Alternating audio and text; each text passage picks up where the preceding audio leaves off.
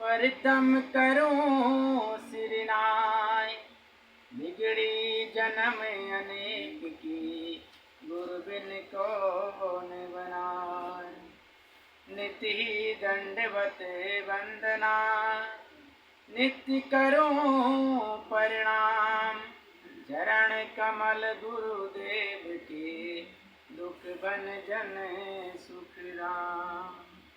गुरु चरण सरोज में बंदन बारंबार, गुरु परिपूर्ण पुरुष हैं, गुरु समर्थ दातार। चरणन में धरे शीश को, वंदन करूं अनेक, सब विधि सुख की कान है, इन चरणन की टेक। तो गुरु बिन मार्ग ना चले, गुरु बिन मिले न ज्ञान, गुरु बिन सहजो धंध है, गुरु बिन पूरी हान। प्रेमी सज्जनों, बड़ा सुंदर समय होता है जब हम उस प्रभु परमात्मा की याद में बैठते हैं। और आज बड़ा सुंदर समय है और बड़े भाग्य हैं हमारे कि आज हम सब लोग यहाँ पर उस परमात्मा की याद के लिए बैठे हुए हैं।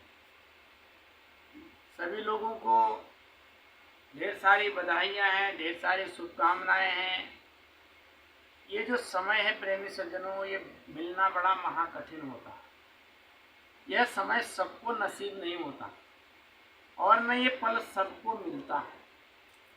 कहा, सुत द्वारा धन लक्ष्मी, पापी गरीबी होए, सत्संगत और हरि कथा, तुलसी दुर्लभ दो।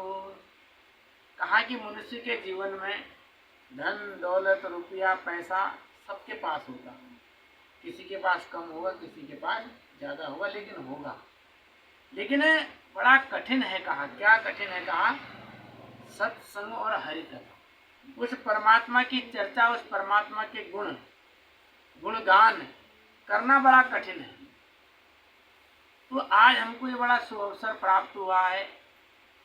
आज हम उस परमात्मा की याद में बैठे हैं, उस परमात्मा को प्राप्त करने के लिए बैठे हैं, सत्संग में बैठे हैं। आप सभी लोग शायद नहीं होंगे, सत्संग से अगर जुड़े हैं तो धन्यवाद है, नहीं जुड़े हैं तब भी आप धन्यवाद के पात्र हैं, क्योंकि आज आप इस सत्संग में बैठे हुए हैं। कहा, एक घड़ी आदि की बुनियाद, और तुलसी संगत साध की हरे कोटि अपराध। क्या होता है? एक घड़ी आदि की बुनियाद, तुलसी संगत साध की हरे कोटि अपराध। संतों के साथ करने से, संतों के सानिध्य में रहने से, उनके साथ रहने से क्या होता है? कहा, एक घड़ी आदि की बुनियाद। हमको मनुष्य का जन्म मिला तो हमें परमात्मा की भक्ति करनी चाहिए एक घड़ी। कितनी घड़ी करनी चाहिए? एक घड़ी। एक घड़ी कितने मिनट की होती है? देखो, 24 घंटे का एक दिन होता है। दिन रात मिलाकर के 24 घंटे होते हैं। यानी 24 घंटे में हम परमात्मा का भजन कितना कर रहे हैं, ये हमको एक समझने का विषय है। सुबह उठते हैं तो रात में ही प्लानिंग हो जाती है कि हमें सुबह क्या करना है, और पूरे दिन हम अपने जीविका के लिए, अपने बाल बच्चों के लिए दिन भर विचरण करते रहते हैं, दिन भर कुछ न कुछ करते रहते हैं। शाम आए, फिर खाए, फिर सो गए, फिर रात में प्लानिंग हुई कि सुबह क्या करना है। इसी प्रकार से हमारी दिनचर्या चलती रहती है और पूरा जीवन बर्बाद हो जाता है। हम समझ ही नहीं पाते हैं कि हमें यह मनुष्य का जन्म क्यों मिला, हमें सत्संग क्यों करना चाहिए, सत्संग क्या है। आज तक हमको किसी ने बताया नहीं, आज तक हमको समझाया नहीं। हम केवल इस दिनचर्या में लगे रहे। इसलिए उन्होंने कहा कि 24 घंटे का एक दिन होता है, तो इसी 24 घंटे में से हे मानव, तुम ज़्यादा भी नहीं, वैसे तो हमको 2.5 घंटा परमात्मा में देना चाहिए। कितना देना चाहिए? 24 घंटे में 2.5 घंटा परमात्मा के लिए देना चाहिए। उन्होंने कहा, आप 2.5 घंटा नहीं दे सकते, एक घड़ी 24 मिनट की होती, तो कम से कम 24 घंटे में से 24 मिनट तो निकाल लो।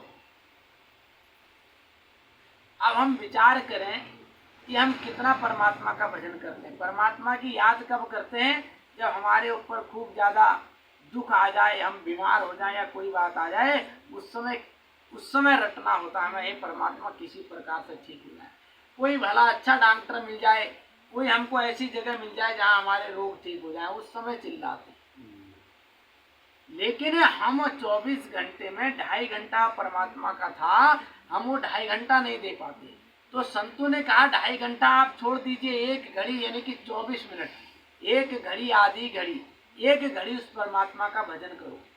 1 घड़ी नहीं कर सकते तो उनने कहा आधी घड़ी, 24 का आधा कहा, कम से कम 12 मिनट कर ले भाई। 1 घड़ी आधी घड़ी, आधी घड़ी भी नहीं कर सकते तो आधी की बुनियाद, उसकी आधी का भी आधा वर करो, लेकिन करो तो सही। और तुलसी संगत साध की हरे कोटि अपराध। और जिस हम आधी घड़ी भी, आधी की आधी घड़ी परमात्मा का भजन करें और संतों का सानिध्य करें, तुलसी संगत साध की, साध लोगों की, सज्जन लोगों की, संत लोगों की संगत करें, तो उससे क्या होगा, हमारे हरे कोटि अपराध, करोड़ों अपराध भी हमारे नाश हो जाएंगे, क्षमा हो जाएंगे। लेकिन हम जानते नहीं, समझते नहीं। तो प्रेमी सज्जनों, आज यहाँ पर सत्संग हो रहा है डॉक्टर साहब के यहाँ। कहा जहाँ पर सत्संग होता है, जहाँ संतों के चरण पड़ते हैं, और जहाँ पर ये आप सब हम लोग संत हैं, इस समय हमारे अंदर सतत धारा प्रवाहित है, सतो गुण अभी हम सब में है। अभी हम लोग क्या कर रहे हैं, सत भक्ति कर रहे हैं। हम सब लोग संत हैं। संत कौन होता है? जो शांत होता है। अभी सब लोग शांत है ना, परमात्मा के भजन पर लगे हुए हैं। लेकिन अब हमको इस शांति में ये समझना है कि हमको इस सत्संग क्यों सुनना चाहिए, सत्संग क्या होता है। आप सभी लोगों ने सत्संग के बारे में सुना होगा कि सत्संग सत्संग सब कह रहे हैं, और सत्संग इस समय सबसे ज्यादा बदनाम है नहीं। जितने भी साधु संत महात्मा हैं सब जेल में हैं। हमारी और तुम्हारी धारणाएं संतों से हट गई हैं, लेकिन ऐसा नहीं है, ऐसा नहीं है। इस धराधाम पर सत्य भी है, अच्छे लोग भी हैं, संत महापुरुष भी हैं, बस हमको उनकी खोज करनी चाहिए। हमको ये समझना चाहिए कि हमारा ये मनुष्य का जन्म हमें क्यों प्राप्त हुआ। हम लोग जानते ही नहीं कि हमारा ये मनुष्य का जन्म हमें क्यों प्राप्त हुआ, और हमको सत्संग क्यों करना चाहिए, हमें ये मालूम नहीं।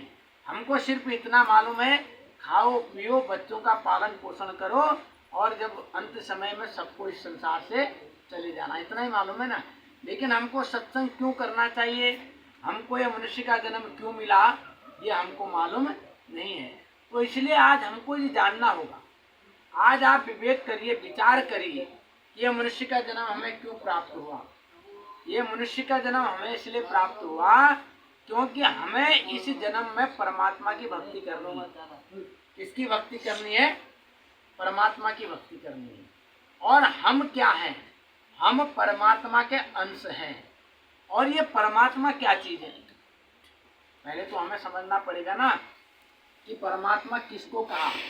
अब हमने परमात्मा किसको कहा? जिसको हम भगवान भगवान कह रहे हैं, हम राम कह रहे हैं, रहीम कह रहे हैं, अल्लाह कह रहे हैं, शंकर कह रहे हैं, कृष्ण कह रहे हैं, क्या वास्तव में ये परमात्मा हैं? ये हमको समझना पड़ेगा। ये वास्तव में देवता हैं, ये देवलोक से आए हुए देवता लोग हैं। इनको सृष्टि का कारोबार सौंप दिया चलाने के लिए, दिया ना। एक को कहा पैदा कर, एक को कहा पालन कर, और एक को कहा संहार कर। इन्हीं तीनों देवों में तो हम उलझे हुए हैं, ब्रह्मा विष्णु महेश। एक को कहा भाई उत्पन्न करो, एक को कहा भाई इनका पालन पोषण करो, और एक को कहा भाई अब इनका संहार करो। और हम इन्हीं में पूरे जीवन भर इन्हीं में उलझे रहते हैं। लेकिन असल में ये सत्य नहीं है। ऐसा नहीं कि हम भगवान राम की पूजा करें, कृष्ण की पूजा करें, किसी देवी देवता की पूजा करें। अच्छी बात है, पूजा करनी भी चाहिए। हमारा जन्म ही पूजा पाठ करने के लिए हुआ।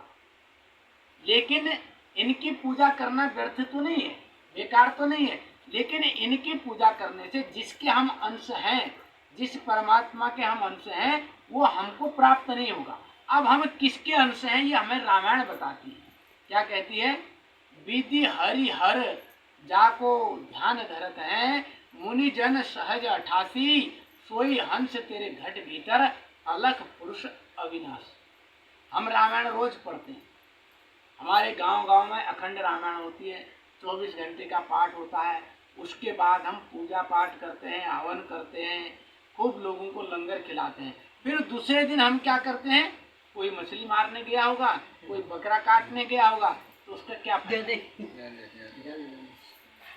तो इसलिए हमारी रामायण ने कहा विधि हरि हर ब्रह्म, विधि कहते हैं ब्रह्मा को, हरि विष्णु हर महेश, यानी कि ब्रह्मा विष्णु महेश। विधि हरि हर जाको ध्यान धरत है, जिसका ध्यान करते हैं। मुनि जन सहज 88,000 ऋषि मुनि बताए गए, उन्होंने भी उसका ध्यान किया। किसका ध्यान किया? जो सोई हंस तेरे घट भीतर, किसका ध्यान किया? उसका ध्यान किया जिसने इन सब को बनाया। विधि हरि हर जाको ध्यान धरते हैं, ब्रह्मा विष्णु महेश भी जिसका ध्यान करते हैं, और 88,000 ऋषि मुनियों ने भी जिसका ध्यान किया। सोई हंस तेरे घट भीतर, वो हंस यानी कि वो परमात्मा का अंश तुम्हारे अंदर है, हमारे अंदर है। अलग पुरुष अविनाशी, उस अविनाशी तत्व को हमको प्राप्त करना है। अब कैसे प्राप्त होगा? अब रामायण तो हमारी कह रही है कि भाई ब्रह्मा विष्णु महेश ने भी उसका ध्यान किया। अब हम ब्रह्मा विष्णु महेश का ध्यान कर रहे हैं, तो क्या हम पार हो जाएंगे? क्या हमारी ये जो चैतन्य आत्मा है उस परम पिता से मिल जाएगी?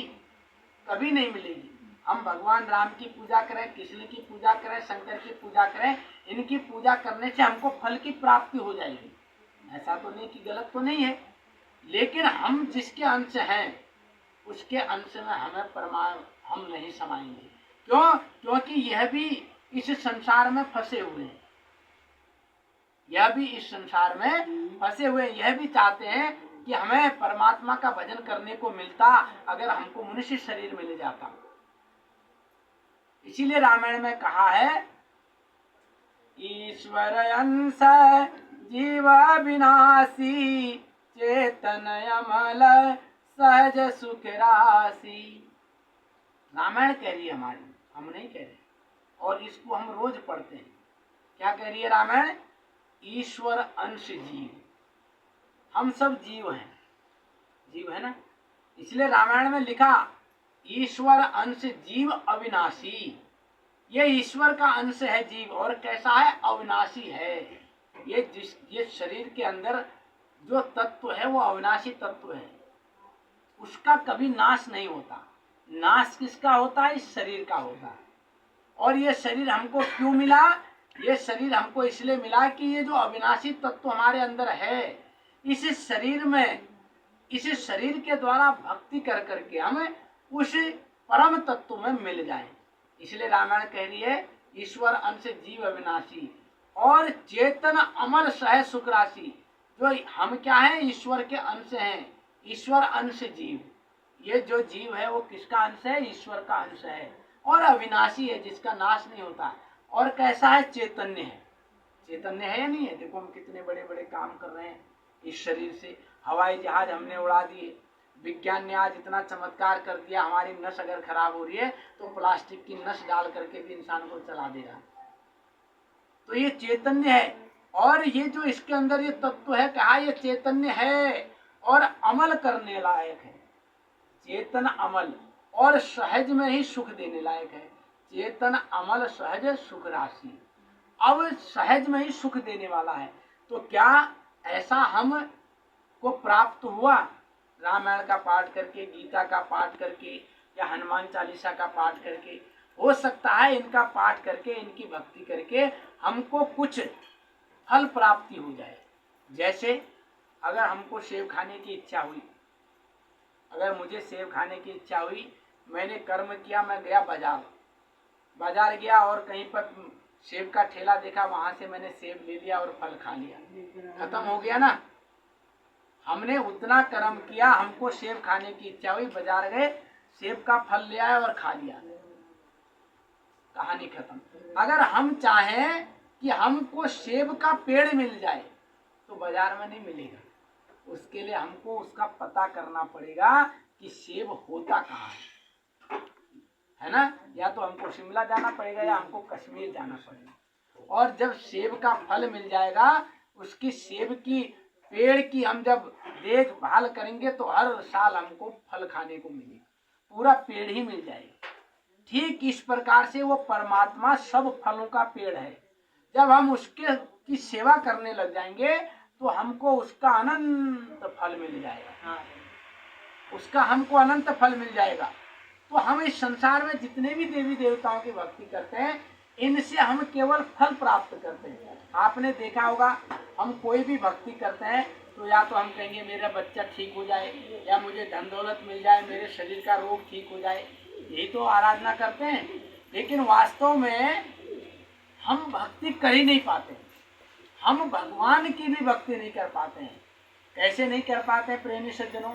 हम मंदिर में गए, अच्छा है, नहाया धोया, बिल्कुल बढ़िया बात है, आज हमको व्रत है, आज हमने पूजा पाठ करनी। मंदिर में गए तब तक बहुत बढ़िया बात है, अगरबत्ती पकड़ी तब भी बहुत बढ़िया बात है, माचिस जलाने तक भी बहुत बढ़िया बात है। जैसे माचिस जली, अगरबत्ती सुलगी, माचिस फेंकी, अब यहाँ से अगरबत्ती जलाई, पूजा क्या होती है कि हे भगवान मेरा लड़का ठीक हो जाए, मेरी नौकरी लगे। अब हम भक्ति अपनी कर रहे हैं, भगवान की कोई नहीं करता है क्या? बस उसमें हे भगवान बस घुमाते रहे, मेरा ऐसा हो जाए। अभी हमने भक्ति की नहीं और फल पहले मांग लिया, हिसाब किताब बराबर हो गया ना। अब उस जन्म के लिए हमारे पास क्या बचा? कुछ बचा? क्योंकि हमने अगरबत्ती जलाने तक तो ठीक था, जैसे अगरबत्ती जली और मंदिर में घुमाया, कामनाएं शुरू हो गई, तो हम भक्ति भी नहीं कर पाते। तो हम जब भगवान की ही भक्ति नहीं कर पाते तो उसकी भक्ति कैसे कर पाएंगे जिसको भगवान ने भी बनाया, भगवान को भी जिसने बनाया। तो वो कौन है जिसको हमने परमात्मा कहा?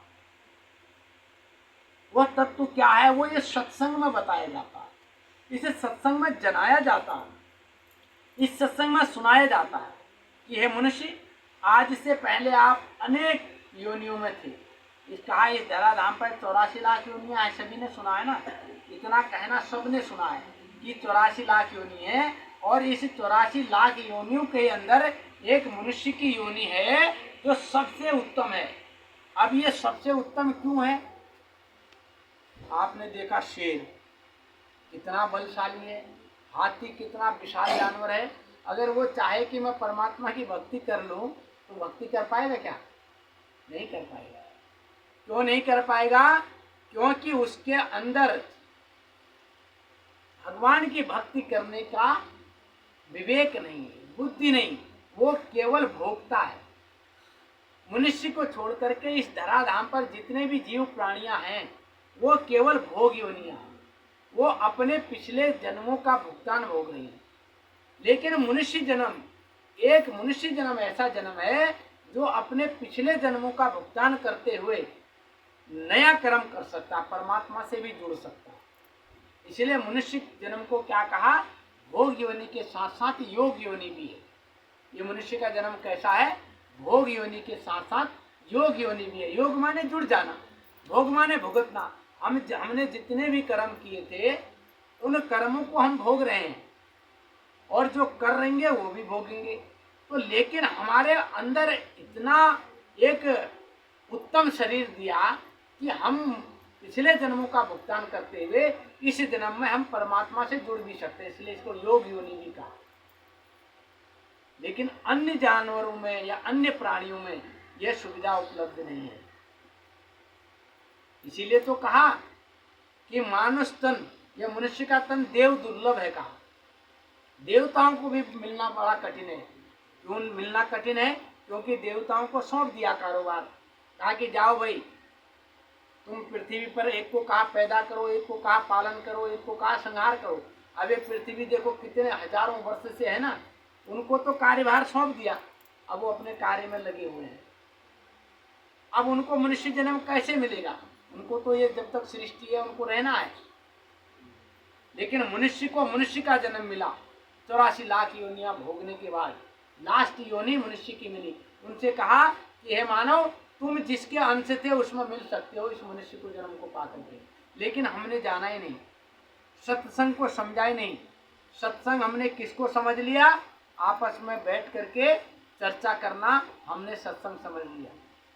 कई लोग सुल्फा पी रहे हैं, वो भी कह रहे हैं हम अपना सत्संग कर रहे हैं। कई लोग दारू पी रहे हैं, वो भी कह रहे हैं हम अपना सत्संग कर रहे हैं। लेकिन सत्संग है क्या, ये हमने जाना ही नहीं। सत्संग किसको कहते हैं जाना ही नहीं। सत्संग को लोगों ने सत्संग नाम क्या रख लिया, कहीं पर भी बैठ के चर्चा करना, उसका नाम लोगों ने सत्संग समझ लिया। असल में सत्संग क्या है? जहाँ पर सत्य का साथ हो, जहाँ सत्य का संगी हो जाए हम, तभी तो सत्संगी होंगे। और सत्य को जाना ही नहीं, सत्य तत्व क्या है उस पर विचार ही नहीं किया और हम सत्संगी बन गए। एक जमाना था, एक समय था, गांव में बैठने को जगह नहीं मिलती थी, इतने लोग सत्संगी हो गए। सुन सुन करके सत्संगी हो गए, एक दूसरे को दिखाने के लिए सत्संगी हो गए। अब कितने लोग बचे हैं? गिने चुने लोग बचे हैं। एक तो बड़े बड़े संत महापुरुषों ने जेल में जाना शुरू किया और बाहर के लोगों ने टूटना शुरू किया, क्योंकि विश्वास उठ गया। इस गद्दी पर बैठ करके हमारा मन साफ नहीं, हमारा तन साफ नहीं, हमारी नजरें साफ नहीं, हमारी वाणी साफ नहीं, है ना। तो क्या हुआ कि लोगों ने विश्वास किया, इस सफेद पीले नीले कपड़े को उन्होंने भगवान माना, और इस भगवान के अंदर कितना बड़ा शैतान छुपा था वो बाद में पता चला, तो उनका दिल टूट गया। और यही हो रहा है, इसीलिए सत्संग से लोगों का दिल उठने लगा। लेकिन ऐसा नहीं, आज भी इस धराधाम पर कहा, आग लगी ऐसी मान में, चो चो गिरे अंगार, संत न होते दुनिया में तो जल मरता संसार। अगर इस धराधाम पर ऋषि मुनि नहीं होते, संत महापुरुषों की ये भूमि नहीं होती, तो ये संसार कब का खत्म हो गया।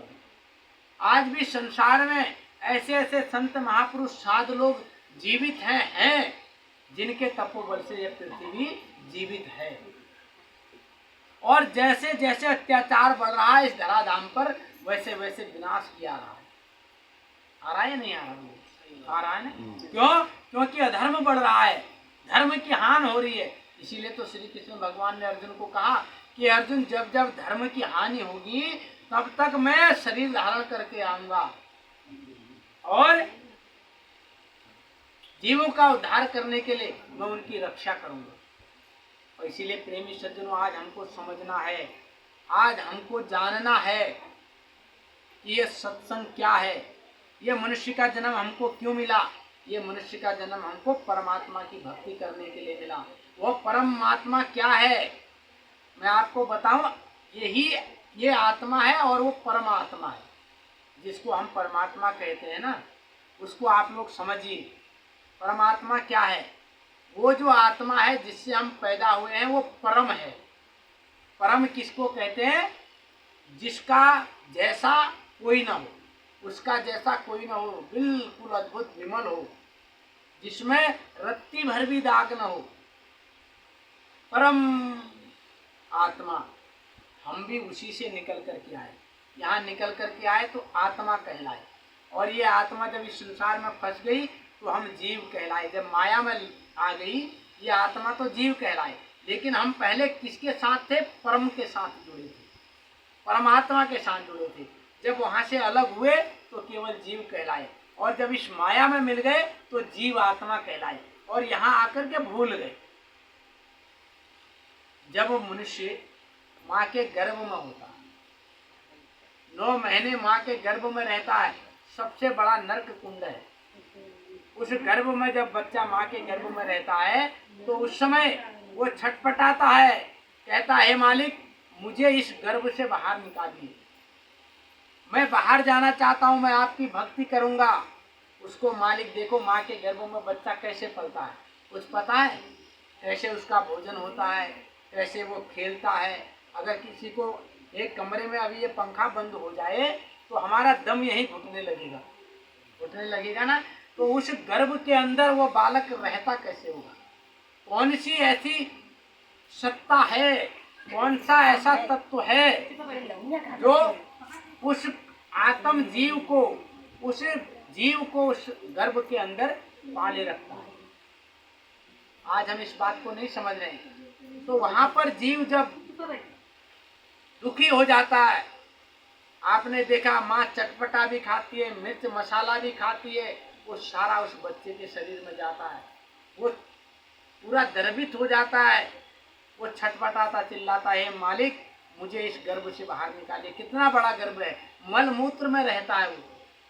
कभी कभी आपने देखा होगा जब बच्चा पैदा होता है तो डॉक्टर कहता है कि इसने गंदगी खा ली है, इसको जल्दी ले जाओ, इसकी नहीं तो ये मर जाएगा। गंदगी भी हम खा लेते हैं, बताइए इससे बड़ा नरक क्या है। तो उसके अंदर जीव प्रार्थना करता है मालिक से, कहता है कि हे परमात्मा मुझे इस गर्भ से बाहर निकालिए, मैं आपकी भक्ति करूंगा, आपकी सेवा करूंगा। लेकिन जैसे ही बच्चा पृथ्वी पर आता है तो क्या बोलता है वो, उसके मुंह से एक ही शब्द निकलता है, क्या क्या करके बोलता है। बोलना तो आता नहीं है उसे। आपने हूँ करते हुए सुना क्या बच्चे को कभी? जब पैदा होता है क्या सुना होगा, क्या क्या की आवाज आती है। वो कहता है कि मैं कहाँ आ गया, वो कहता है मालिक मैं कहाँ आ गया। अब हम क्या करते हैं, दीपक जला देते हैं। अब बच्चा उस दीपक को देखता है, क्योंकि वो अंदर में प्रकाश देख रहा होता है उस परमात्मा के रूप को, तो वो समझता है ये वही प्रकाश है जो मैं अंदर देख रहा था। वो चुप हो जाता। या फिर हम कोई चीज बजा देते, घंटी बजाते हैं या कोई ऐसी चीज बजा देते हैं तो बच्चा चुप हो जाता है। क्यों होता है? वो ये समझ रहा है कि जो आवाज वहाँ अंदर में परमात्मा की आ रही थी, शायद ये वही आवाज है। इसी प्रकार से धीरे धीरे हम संसार में डुप्लीकेट चीजों फंसते चले जाते हैं और पूरी तरह डुप्लीकेट हो जाते हैं, परमात्मा को ही भूल जाते हैं। इसलिए ब्रह्मानंद जी कहते हैं, ध्यान का वादा करके सजन तन ध्यान लगाना छोड़ दिया, ध्यान का वादा करके सजन तन ध्यान लगाना छोड़ दिया। शीश तले पग ऊपर थे जब मात के पेट में लेट रहा, शीश तले पग ऊपर थे जब मात के पेट में लेट रहा। तब ईश्वर से इकरार किया, तने भोगन में तने भूल के ये सब छोड़ दिया, ध्यान का वादा करके सजन तने ध्यान लगाना छोड़ दिया, ध्यान का वादा करके सजन। देख लुभाई गया जग की रचना सब सुंदर साज बनी, देख लुभाई गया जग की रचना सब सुंदर साज बनी। उस सृजन हार की सार नहीं, तने भोगन में मन जोड़ दिया, ध्यान का वादा करके सजन तन ध्यान लगाना छोड़ दिया, ध्यान का वादा करके सजन। घर का जन बीच फंसाई रहा, दिन रात न मौत की याद रही, घर का जन बीच फंसाई रहा, दिन रात न मौत की याद रही। उम्रा सब बीतत जाए चली, उम्रा सब बीतत जाए चली, क्यों प्रभु से मुख मोड़ लिया, ध्यान का वादा करके सजन तन ध्यान लगाना छोड़ दिया। बारह बार फिरा जग भीतर जूनन की सब जूनन में, बारह बार फिरा जग भीतर जीवन की सब जूनन में। ब्रह्मानंद भजा भगवंत नहीं, भवसागर में सिर मोड़ दिया, ध्यान का वादा करके सजन तन ध्यान लगाना छोड़ दिया ध्यान का वादा करके। तो ब्रह्मानंद जी प्रेमी सज्जनों समझा रहे हैं कि ये मनुष्य, तुमको यह मनुष्य का जन्म मिला और बड़े भाग मानुष तन पावा, सुर दुर्लभ सद ग्रंथन गावा, साधन धाम मोक्ष कर द्वारा, पाए न जही पर लोक समारा। ये हमारी रामायण कह रही है। रामायण में लिखा, साधन धाम मोक्ष कर द्वारा, पाए न जही पर लोक समारा। रामायण में कहा ना, हम इसको रोज पढ़ रहे हैं लेकिन समझ ही नहीं पा रहे कि रामायण क्या कह रही है। वो कह रही है साधन धाम मोक्ष का द्वारा। हे मनुष्य, ये जो तुमको मनुष्य का शरीर है, ये साधन का धाम है। क्या का धाम है? साधन का। इससे साधना करो। पाई न जही परलोक समारा, और जिसने इसको पाकर के भी परलोक नहीं समारा, तो उसने क्या कहा, अंतकाल सिर धुन धुन पछताई। अंतकाल में क्या होगा, वो सिर धुन धुन करके पछताएगा। आपने देखा होगा जब किसी व्यक्ति की मौत आने वाली होती है, या जब कोई व्यक्ति बीमार हो जाता है, या जब कोई व्यक्ति 60-70 साल का हो जाता है, तो फिर क्या करते हैं कि हे भगवान, मौत आ जाती है। अब आ कैसे जाती? जैसा कर्म है वैसा तो भोगना ही पड़ेगा ना। आपने देखा होगा एक बच्चा पैदा होते ही मर जाता है, एक जवानी में ही खत्म हो जा रहा है, और एक चारपाई पर पड़े पड़े सड़ रहा है, मौत की भीख मांग रहा, लेकिन मर नहीं रहा है। क्यों नहीं मर रहा भाई? क्यों नहीं मर रहा है? रामायण कहती है, क्या कहती है?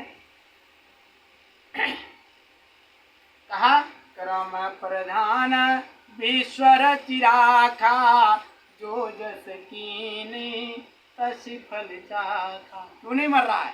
कर्म प्रधान विश्व रचना का, और जो जस कीन तस फल चाखा। इसलिए नहीं मर रहा है क्योंकि इस संसार में कर्म प्रधान है। जो जैसा कर्म करेगा उसको वैसा फल भोगना पड़ेगा।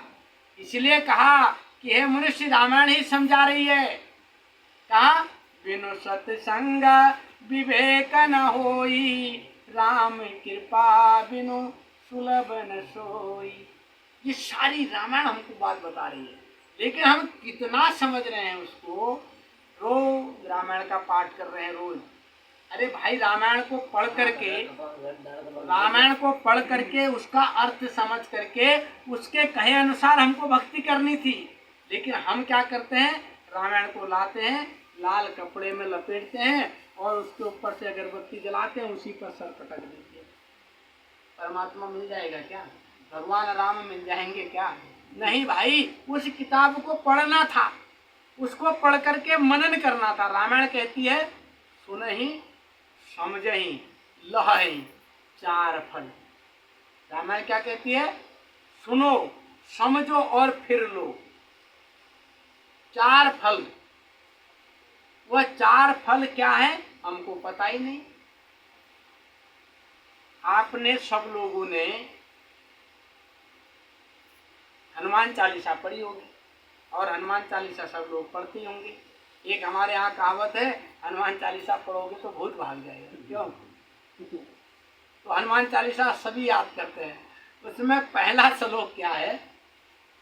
श्री गुरु चरण सरोज रज, निज मन मुकुरि सुधार, बरनउँ रघुवल विमल जसु, जो दायक फल चार। बुद्धिहीन तनु जानिके, सुमिरे पवन कुमार, बल विद्या बुद्धि देव मोहि, हरहु कलेश विकार। ये तो है। अब ये श्लोक हमको क्या कह रहा है? कभी हमने इस पर मनन ही नहीं किया। जैसे रामायण को पढ़ते रहे जिंदगी भर, लाल कपड़े में लपेटते रहे, ऐसे भूत भगाने के लिए ये श्लोक पढ़ते रहे। वह श्लोक क्या कह रहा है कि श्री गुरु चरण सरोज रज, गुरु के चरण कमलों की जो धूल है, निज मन मुकुर सुधार, और बरनौ रघुवल विमल जस, जो दायक फलचार। उस में हनुमान चालीसा में भगवान बजरंग बली जी कहते हैं, उसमें लिखा, बुद्धिहीन तनु जानकी। जानकी, जानकी का पुत्र हनुमान को तो कहा, अपने आप को बुद्धिहीन समझ करके जानकी पुत्र कह रहे हैं। बल विद्या विद्या देहु मोहि। अब सारे दुनिया के लोग उनसे मांगते हैं, वो अपने भगवान से कह रहे हैं कि बल बुद्धि विद्या देहु मोहि और हूँ कलेश विकार, मेरे कलेशों को हर दो। अब हम उनसे कह रहे हैं कि तुम हमारे कलेशों को हर दो। हनुमान जी भगवान राम की पूजा कर रहे हैं और भगवान राम भी किसी की पूजा कर रहे हैं। अब बताओ हम किससे अब आस करें? अगर हनुमान पूर्ण हैं, हनुमान ही परमात्मा होते तो वो भगवान राम की भक्ति नहीं करते, और भगवान राम ही भगवान होते तो लंका में जाते समय वो शंकर की भक्ति नहीं करते, और शंकर ही भगवान होते तो वो शंकर भजन नहीं करते, वो भी किसी का ध्यान नहीं करते। अब फिर ये सब किसका ध्यान कर रहे हैं? तो उनने कहा सोई हंस तेरे घट भीतर, जिसकी भक्ति ये सब कर रहे हैं, हे मनुष्य वो तेरे अंदर है, तेरे अंदर मौजूद है, उसका ध्यान करो। लेकिन कैसे पाओगे? तो रामायण कहती है बिनु सत्संग विवेक न हो। तो रामायण कहती कि बिना सत्संग के विवेक नहीं होगा, तो सत्संग में जाना पड़ेगा। तब संत हमको बताते हैं कि भाई सत्संग में जाकर के कैसे इस सत्य तत्व को पाया जाएगा। जिस सत्य तत्व को पाने के लिए हम परमात्मा से वादा कर करके इस धराधाम पर आए कि हे भगवान मुझे इस नरक कुंड से बाहर निकालिए, माँ के गर्भ से बाहर निकालिए। शीश तले पग ऊपर थे जब मात के पेट में लेट रहा, तब तूने उस प्रभु से इकरार किया, तूने भूल के वो सब छोड़ दिया। भूल गए, आने से पहले तो इकरार किया, और जैसे पृथ्वी पर आए माया ने घेर दिया और उसी में लिपटे रहे। कहा घर काजन बीच फंसाए रहा, दिन रात न मौत की याद आई। घर के कामों में, संसार के कामों में लगे रहे दिन रात और मौत को भूल गए। मौत की हमको याद ही नहीं रही कि हम भी मर जाएंगे, हमें भी मौत आएगी, ये हमको खाली नहीं है। और हम समझ रहे हैं हम अमर हैं, और जिस दिन जब कोई मर जाता है व्यक्ति, उसको फिर कंधा में कंधा दे करके तब शमशान घाट ले जाते हैं। तब उस समय कहते हैं राम नाम सत्य है, सत्य बोलो तो मुक्त है। अरे भाई वो तो मर गया, अब तुम राम नाम सत्य है चाहे असत्य है, वो तो मर गया, उसको तो कोई फर्क पड़ने वाला नहीं। और राम नाम सत्य है, सत्य बोलो तो मुक्त है। अरे भाई अब उसकी मुक्ति कहाँ आएगी? तुम राम नाम सत्य भी बोलोगे, अगर तुम जीते जी बोल लो तब तो मुक्ति मिलेगी। अब वो मरने के बाद अगर कोई बच्चा गांव में बोल दे कि राम नाम सत्य है तो उसको डांटेंगे, भाई ये गलत बात क्यों बोल रहा है, ये तो मरने पर बोला जाता है। अरे नहीं भाई, ये जीते जी ही बोलो तब मुक्ति मिलेगी, मरने के बाद किसी को मुक्ति नहीं मिलती। जो लोग कहते हैं कि मरने के बाद इंसान को मुक्ति मिलेगी तो वो बिल्कुल झूठ बोलते हैं। कितना बड़ा फरेब में हमको फंसा दिया गया। देखिए आप लोग बुरा ना माने, ये सच्चाई है। हमारे यहाँ पंडित जी आते हैं, वो हमको कहते हैं भाई तुम भक्ति करो, अच्छा कर्म करो, दान पुण्य करो, भगवान की भक्ति करो, तुमको अच्छा जन्म मिलेगा, ये तो बोलते हैं भाई साहब। अब हमने पंडित जी के कहने अनुसार दान भी किया, कथा भी की और पुण्य भी किया, क्योंकि हमारा अगला जन्म सुधरेगा, अच्छा जन्म मिलेगा। पंडित जी के कहने के अनुसार किया। अब जब हम मर गए, अब फिर पंडित जी कह रहे हैं भाई इसका तारण करने के लिए आप श्राद्ध करिए, कनागत करिए। देखो जीते जी कहा कि इनको अच्छा जन्म मिलेगा, अब मरने के बाद कह रहे हैं अगर इसको तारना है तो लोगों को खिलाओ, श्राद्ध करो, कनागत करो। अरे भाई तो जीते जी तुमने क्या कराया? जीते जी भी तुमने हमसे खाया और मरने के बाद भी तुम हमसे ले रहे हो, लेना ही तो है। अगर जीते जी आपने कहा कि इसको अच्छा जन्म मिलेगा, मुक्ति मिलेगा, तो मरने के बाद फिर किसकी भक्ति करवा रहे हो भाई? किसका श्राद्ध करा रहे हो? किसके लिए कनागत करा रहे हो? उसको तो अच्छा जन्म मिल जाना चाहिए था, क्योंकि आपने जीते जी तो उनसे पुण्य कर्म करने के लिए, अच्छा जन्म मिलने के लिए इतना सब कुछ करवाया। अब मर गया तो अब करिए उसका तारण करने के लिए पिंड दान करिए, या हरिद्वार जाइए, या आप कनागत करिए। तो क्या है, हमको फंसा दिया गया। और हम भी इस रहस्य को नहीं जान पाए, इस रहस्य को नहीं जान पाए और उसमें लगे रहे, आजीवन लगे रहे, और हमने कभी सत्य का साथ करने की कोशिश नहीं की, सत्य को जानने की कोशिश नहीं की। और जब हमारे यहाँ सत्पुरुष आते हैं तो वो इसको बताते हैं कि आपको भजन कैसे करना है। भजन करने के लिए किसी मंत्रों की आवश्यकता नहीं पड़ती, वो मंत्र का विषय नहीं है, परमात्मा मंत्रों का विषय नहीं। मंत्रों का जाप करने से तो आप रिद्धि सिद्धियां हासिल कर सकते हैं। वह पर ये मंत्र कब बने? ये मंत्र तो तब बने जब हम इस पृथ्वी पर आए, जब ये सृष्टि बनी। वो परमात्मा तो इस सृष्टि से पहले भी था। आप विचार करिए, वह परमात्मा तो इस सृष्टि से पहले भी था, केवल परमात्मा ही तो था। उस परमात्मा ने संपूर्ण सृष्टि बनाई। संपूर्ण सृष्टि बनने के बाद ये किताबें आई, ABCD बने, आवा काखा बने, ब्रह्मा विष्णु महेश बने, लेकिन वो परमात्मा तो पहले भी था। अगर इन किताबों से आवा को राम राम राम राम भी कहें हम, तो राम कहाँ से पैदा हुआ? रा और मो, इनको मिलाया तभी तो राम हुआ। और ये तो राम कहा, राम कहने के बाद खत्म हो गया। रा से शुरू हुआ, मो पर खत्म हो गया। लेकिन वो परमात्मा तो न रा से शुरू होता न मो पर खत्म होता, वो अनंत है, वो इन अक्षरों में नहीं है, वो इन अक्षरों में नहीं है। इसलिए जब कोई संत हमको ऐसा भेद बता दे, इन अक्षरों से परे का भेद बता दे, वह असल में वह संत है। अक्षरों को लेकर के तो हमारे ऋषि मुनि भी अनेकों हवन करते रहे, अनेकों जाप जपते रहे। आप देखिए, बड़े बड़े चमत्कारी लोग आते हैं, इन मंत्रों का जाप कर करके वो लोगों को कितना चमत्कार दिखा रहे हैं। उनके चमत्कार को हम नमस्कार कर रहे हैं, लेकिन असल में इन मंत्रों में परमात्मा निहित नहीं है, वह परमात्मा इन मंत्रों से परे है। इसलिए प्रेमी सज्जनों, आज हमको ये मनुष्य का जन्म मिला। क्यों मिला? कि हम जिसके अंश हैं, जहाँ से हम आए हुए हैं, हमको उसकी ही भक्ति करनी है, तब हमारा जीवन सफल होगा। अन्यथा हम संसार में कितनी भक्ति कर लें, कितनी पूजा पाठ कर लें, इनसे हमको मोक्ष मिलने वाला नहीं, इससे हमारी आत्मा परमात्मा में मिलने वाली नहीं है। इनसे हमें फल की प्राप्ति हो सकती है, हमें दौलत मिल सकती है, हमारी कोई मनोकामनाएं पूर्ण हो सकती है। लेकिन हम कहें कि हमारा इसी 84 से आवागमन का चक्र खत्म हो जाए, बारी मथे घृत होई बर सिकता ते बर तेल, बिनु हरि कृपा भव नहीं तरही, यह सिद्धांत आपे।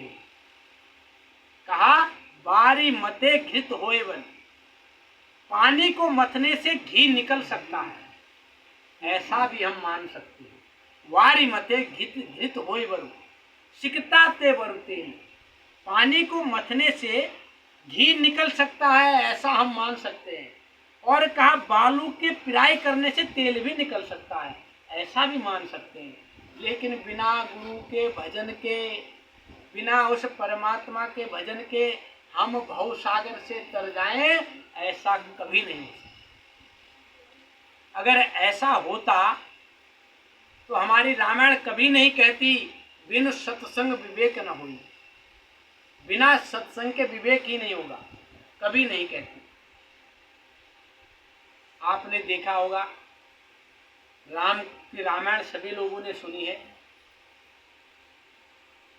उसमें एक शबरी नाम की एक भिलनी थी, है ना, सब जानते हैं। जब वो अपने गुरु के आश्रम में रह रही थी, बहुत बड़ी कथा है, बड़े शॉर्ट शब्दों में कह दूं, समय भी हो रहा है। तो जब अपने गुरु के आश्रम में रह रही थी, उनके गुरु का अंत समय आया, लेकिन उनके गुरु कहते थे कि हे शबरी, आप आस मत तोड़ना, भगवान आएंगे। तो वो भगवान आएंगे कहने की आस में पूरे जीवन भर अपने गुरु के वचन पर चलती रही। लेकिन जब अंत समय उनके गुरु का आया तो रोने लगी, बोले गुरुदेव मैं अब किसके सहारे जाऊंगी, बाप का भी घर छूटा, आपका भी घर छूट रहा है।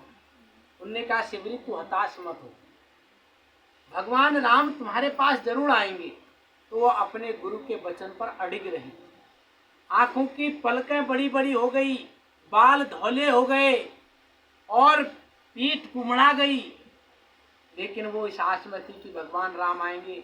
सुबेरे सुबेरे आंगन में झाड़ू लगाती थी, जंगल में जाती थी और बेर चख करके लाती थी, मीठे मीठे बेर चखती थी।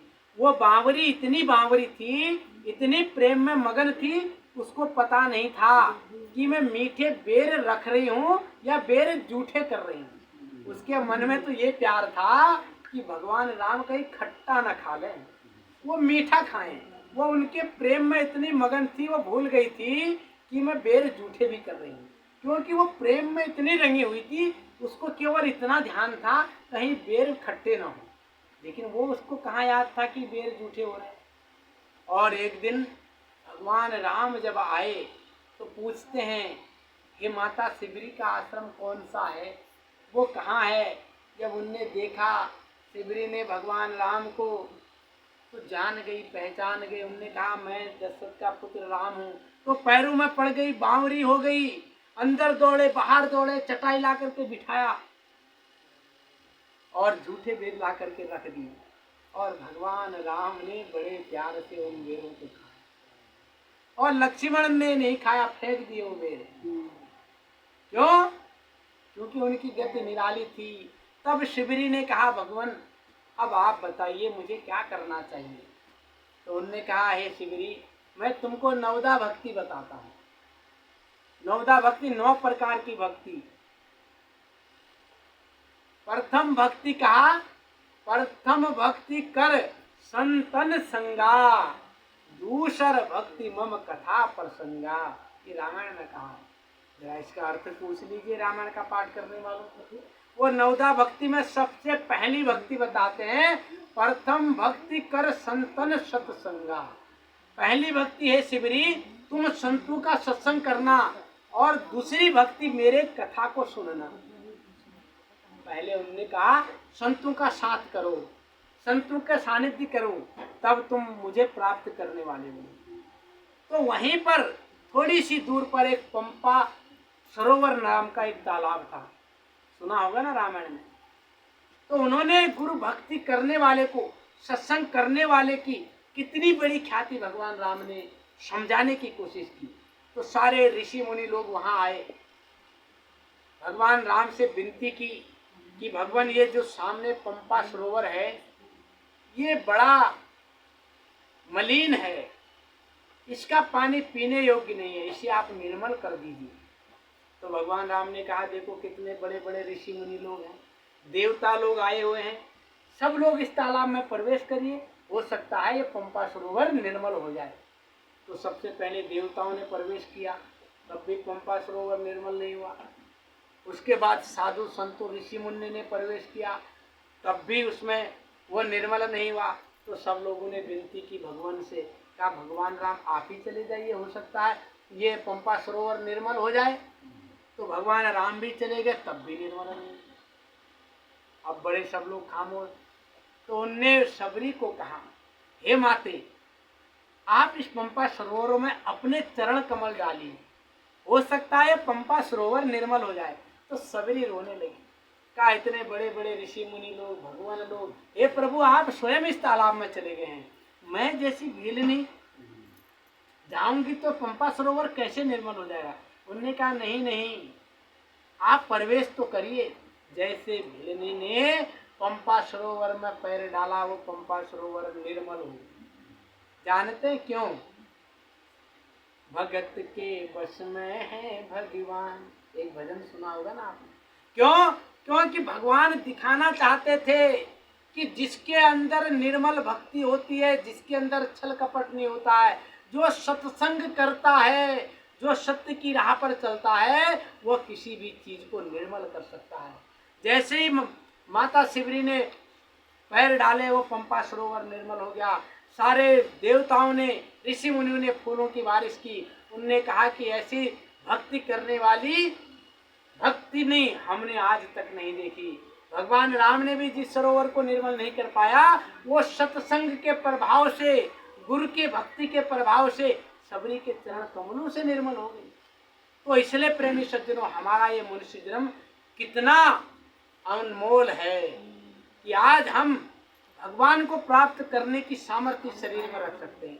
लेकिन हम भक्ति किसकी कर रहे हैं? संसार की भक्ति कर रहे हैं। और इस संसार में भक्ति करते करते हम इस दुनिया से चले जाते हैं।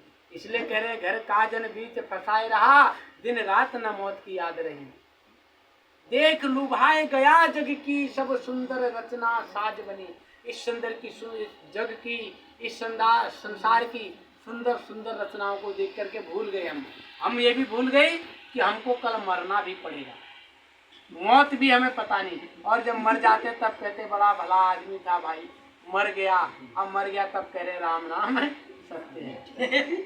नहीं, राम नाम तो सत्य तब होगा जब जीते जी उसको सत्य करोगे। तो इसलिए प्रेमी सज्जनों, हमको सत्संग में आना चाहिए, सत्संग सुनना चाहिए। और जब हम सत्संग करते हैं, सत्संग सुनते हैं, महापुरुष हमको जब बताते हैं सत्संग के बारे में, तब हम उसके संगी हो पाते हैं, अन्यथा हम उसके सत्संगी नहीं हो पाते। जो लोग कहते हैं ना हम सत्संगी हैं, वो लोग केवल नाम के सत्संगी होते हैं, उन्हें खुद पता नहीं होता कि सत्संग क्या होता है। इसीलिए हमारा सत्संग आज बदनाम है। इसीलिए कई संत महापुरुष जेलों में बंद हैं। क्यों? क्योंकि इस जगह पर बैठ गए, उनकी बातों से मोहित होकर के उनने उनको भगवान मान लिया, लेकिन उनके अंदर का छुपा हुआ शैतान हम पहचान नहीं पाए। और उनकी असलियत तब बाहर आई जब वो जेल के अंदर समा गए। क्यों? क्योंकि अंत में भले का भला होता है और पाप का विनाश होता है। इसलिए प्रेमी सज्जनों, आप सभी लोग बड़े धन्यवाद के पात्र हैं। आप सब लोगों ने सत्संग सुना, सत्संग की महिमा को जाना। इसीलिए आप लोग सत्संग सुनिए, सत्संग को जानिए, सत्संग क्या होता है। और इस संसार की भक्ति को करते हुए असल में सत भक्ति को भी जानिए, क्योंकि बताना अभी बहुत है, पहले दिन समझ में नहीं आएगा। और धीरे धीरे आप लोग बुलाएंगे तो हम यहाँ आया करेंगे, सत्संग सुनाया करेंगे। किसी भी प्रकार का मन में कोई प्रश्न पैदा होता हो तो उसको नोट कर लीजिए, उसको पूछिए। हम बहुत दूर नहीं रहते हैं, कहाँ आश्रम है हमारा, वहाँ रहते हैं, वहाँ आइए, हर चीज़ का समाधान होगा। लेकिन यह सत्य है कि संसार की भक्ति करने से संसार का फल ही मिलेगा, परमात्मा मिलने वाला नहीं है। अगर परमात्मा मिलने वाला होता तो सबको मिल गया होता। इसलिए संत महापुरुषों ने इतनी भक्ति क्यों की, कबीर साहब ने इस भक्ति को क्यों कहा करने के लिए, गुरु मनाने के लिए क्यों कहा, ये बड़ा समझने का विषय है। इसलिए आज हमको मनुष्य का जन्म मिला है, सत्संग करें, सद्भक्ति को करें, गुरु से नाम दीक्षा लेकर के अपने जीवन को सफल करें, इसी में हमारा कल्याण है। इन्हीं शब्दों के साथ सबके लिए दुआ आशीर्वाद। अगर किसी को हमारी बात से चोट लगी हो तो भाई हमारी वाणी हमें दे जाना और अच्छी वाणी लेकर के जाना। क्यों? क्योंकि सार को गही रहे और थोता दे पूरा है। जो सज्जन व्यक्ति होता है वो अच्छी चीज़ ग्रहण कर लेता है और बुरी चीज़ को छोड़ देता है। इसलिए हम लोग भी सज्जन बने, नशे से दूर रहें, नशा छोड़ दें, धूम्रपान ना करें, बच्चों के बीच में गाली गलौच ना करें, दारू बीड़ी से परहेज करें, क्योंकि ये चीज़ें हमारे वंश को, हमारे बच्चों को बिगाड़ रही हैं। माँ बाप की सेवा करें, माँ बाप की सेवा करी नहीं, जीते बाप को गाली और लात और मुए बाप को खीर और भात, मिल जाएगा क्या? बाप जिंदा है तो गाली गलौज कर रहे, कह रहे बुढ़ा मरता नहीं है, तू मर जाता, बड़ा परेशान करके रखा हुआ है। और वो मर गया तो सारी दुनिया को दूध भात खीर खिला रहे, कोई फायदा नहीं। तो इसलिए ये मनुष्य का जन्म क्यों मिला है, इसका महत्व को समझें। इन्हीं शब्दों के साथ फिर से आप सभी लोगों को ढेर सारी शुभकामनाएं हैं, दुआ है, आशीर्वाद।